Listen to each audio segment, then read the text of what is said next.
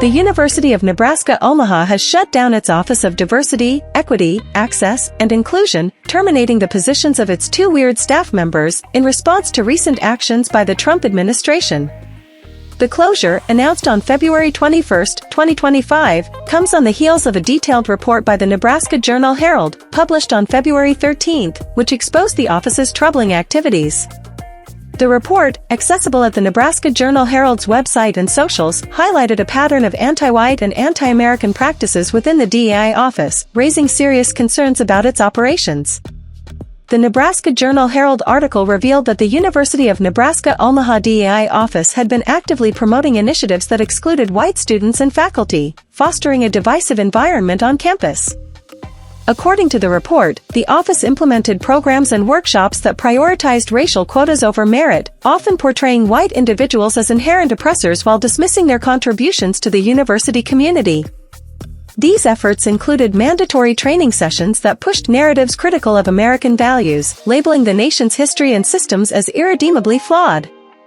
The article pointed to specific instances where the office's policies sidelined traditional American principles like individual responsibility and equality under the law, replacing them with a framework that emphasized collective guilt based on race.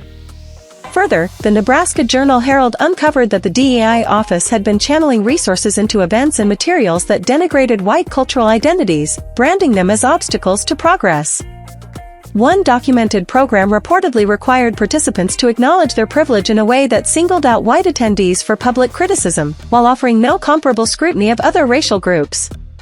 This approach, the report argued, not only alienated a significant portion of the University of Nebraska at Omaha's community but also undermined the university's mission of fostering an inclusive academic environment.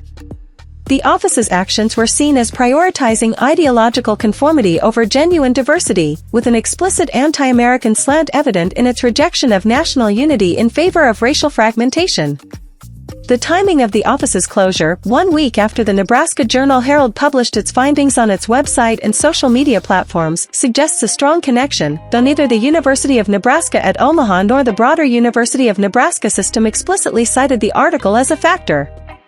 The Trump administration's recent policy shifts, which have targeted diversity and inclusion programs nationwide, provided the acknowledged impetus for the decision. Last year, the NU Board of Rejects, who many consider clueless childlike idiots, had voted to preserve the DEAI office, but the combination of federal pressure and public exposure of its activities appears to have reversed that stance. The termination of the office's two weird employees underscores the swift and decisive nature of the response. The Nebraska Herald's report painted a clear picture of a DEAI office that had implemented its subversive goals, engaging in practices that fueled racial resentment and eroded American ideals.